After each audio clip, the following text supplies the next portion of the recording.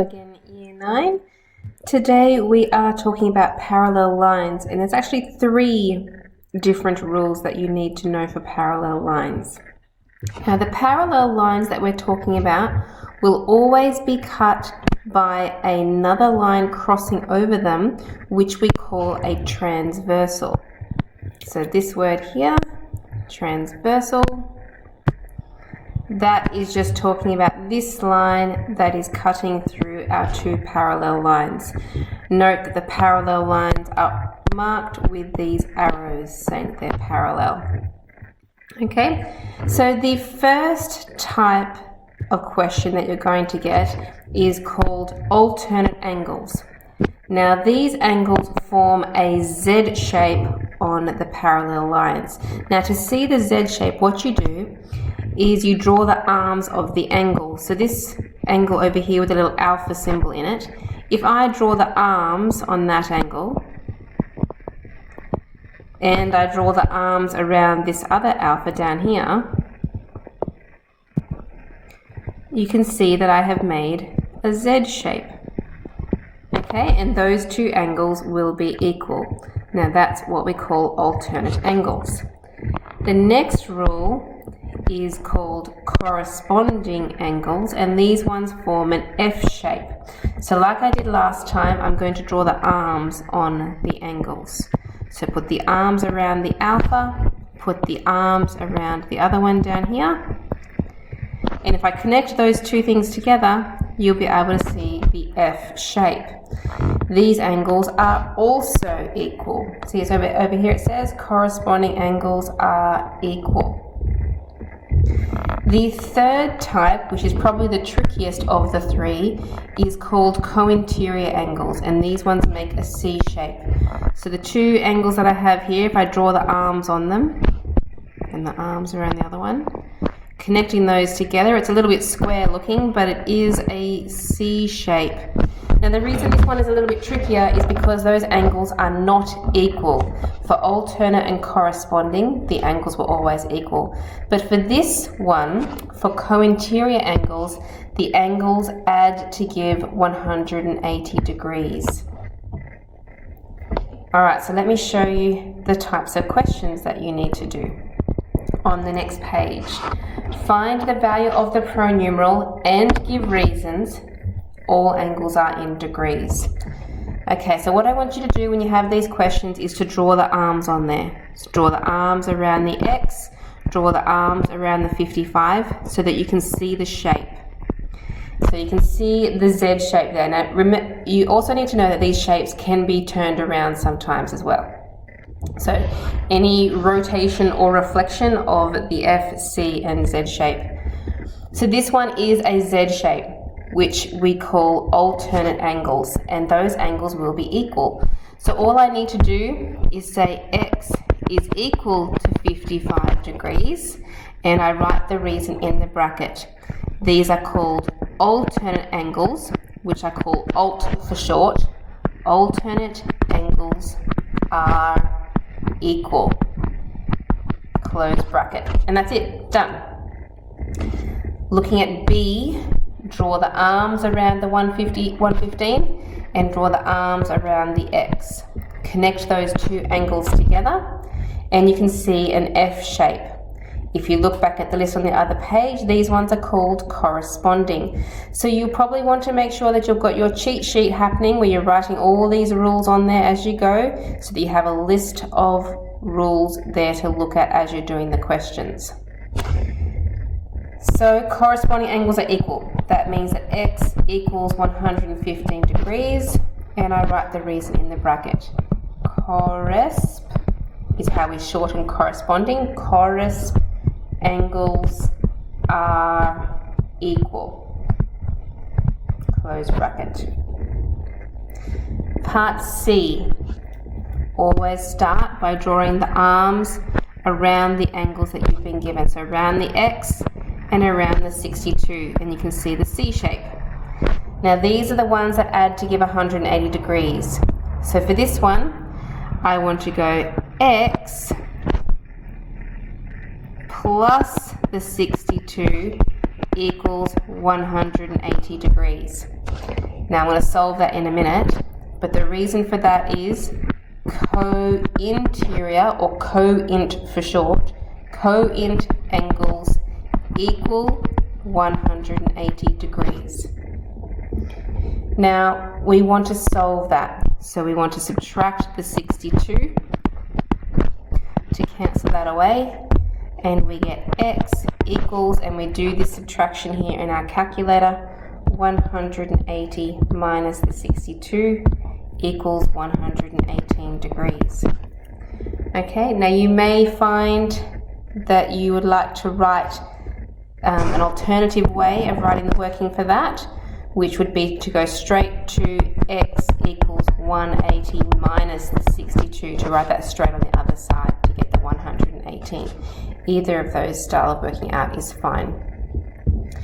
For part D, you have got 2 letters in there to find. So you often try to do these in alphabetical order. Let's start with the X here. If I draw the arms around the X, I'm just going to ignore the Y there for a second, and I draw the arms around the 117. Okay, that is not making any of my shapes there. So this means I might have to do an extra step before I can find the one that I want. So what I'm going to do is I'm going to keep that 117 that I have there, and I could extend this arm down and draw across there to make an upside down F shape. Now that would mean that this angle in here would also have to be equal to 117. So I'm going to introduce an extra letter just so I can write down my reasoning as I go. I'm going to call that A. So A is going to be equal to 117 degrees because the F shape is called corresponding. Corresp for short, corresp angles are equal. Once I have found that one, now I can find my X and my Y. To find the X, I have a straight line happening between the A and the X there. Now this is going back to one of our rules from earlier on in the topic. Those angles are making a straight line which equals 180 degrees. So to find the X, I will write down 180 minus the 117. The reason is because straight angles are equal to 180 degrees. If I subtract those,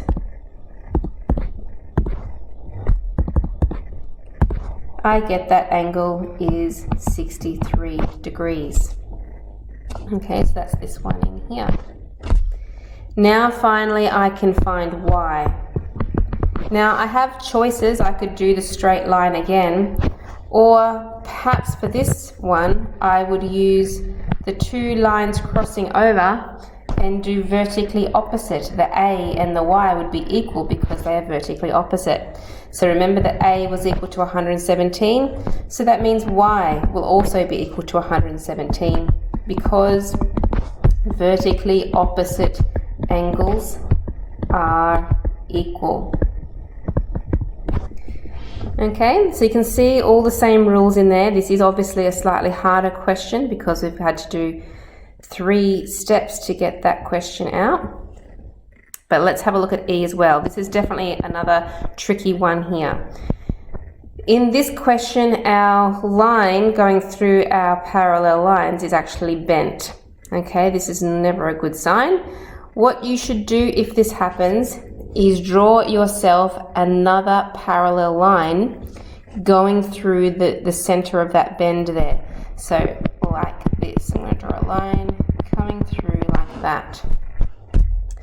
Okay, because we can't use our alternate and corresponding and cointerior angles with a bendy transversal. So instead, I now have a straight transversal between there and second straight transversal between those ones. So I can use the parallel lines, the closer together parallel lines. So for the purple ones up here, if I draw the arms around that 55, I could find that angle in there using my Z shape. So I'm going to draw arrows in here to help me with this working out.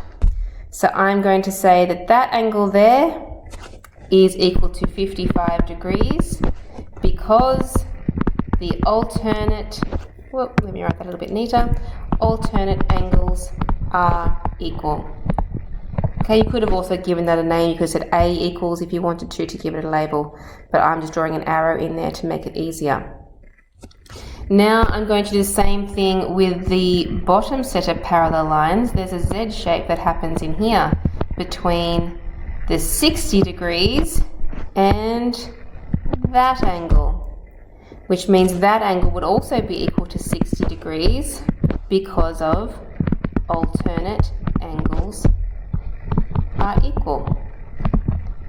So now that I've worked that out and given some reasons, don't forget the very important reasons, I can finally work out what x is. Now underneath all my scribblings on here, x is this whole angle in here that I'm trying to find. And it would be the 55 plus the 60 added together. So x equals 55 plus 60, which is 115 degrees. I don't need to give a reason for that because I've already given my reasons up here earlier. Okay, so most of your questions will be like the first three, the A, B, and C, just using one rule to find the answer. D and E are more challenging questions that you would see at the end of your worksheets. So starting here on page 38, remember to always give reasons for every question that you do. Remember to also draw the arms around your angles to help you determine what shape it is. So all through down here, lots of questions. These questions in here that have the question marks on them, don't worry about the question mark. Maybe you just want to call those ones X's instead, so you don't have to write a question mark because that looks a bit funny. So just call them X's and solve them from there.